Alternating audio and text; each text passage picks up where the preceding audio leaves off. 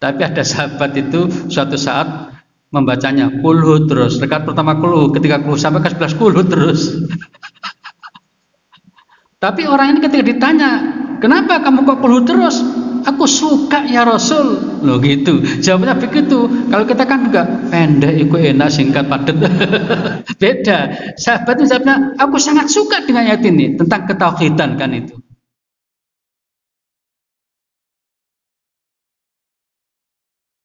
Coba bayangkan berjamaah ya. Jadi ini Allah menjanjikan saya berdoa, yang berdoa pada sepertiga malam terakhir akan aku kabulkan. Yang minta aku beri, yang minta ampun akan aku ampuni. Ini adalah peluang emas ya, kalau boleh saya katakan.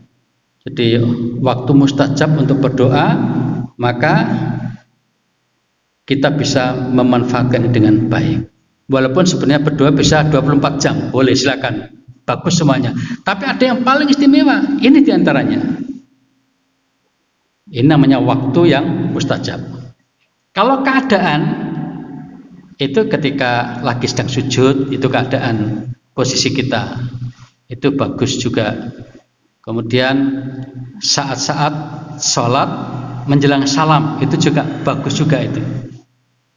Kemudian kalau hari biasa antara azan dan qomat, itu kesempatan-kesempatan doa yang mudah dikabulkan.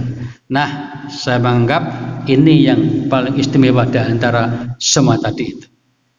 Dan ini kalau kita rangkai dengan sejumlah peribadatan, maka bisa kita mulai dengan sholat tahajud lebih dulu sekitar 1 jam, kemudian kita berdoa sekitar 1 jam, atau terserah cara mengaturnya sesuai dengan kemungkinan yang ada.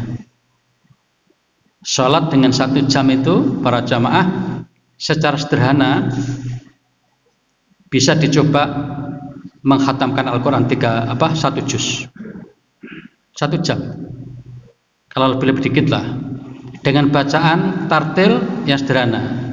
Saya contohkan misalnya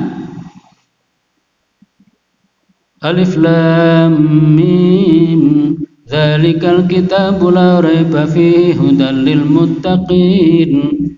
Kecepatan atau tempo seperti itu bisa dibaca dalam sholat tahajud dalam 1 jam, ya mungkin lebih seperempat lah paling enggak, itu bisa 1 juz dengan jumlah bilangan rakaat sekitar 11 rakaat.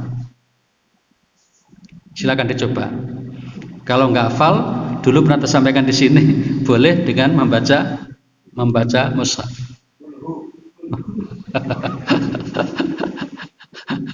Tapi ada sahabat itu suatu saat membacanya kulhu terus. Rakaat pertama kulhu, ketika kulhu sampai ke 11 kulhu terus.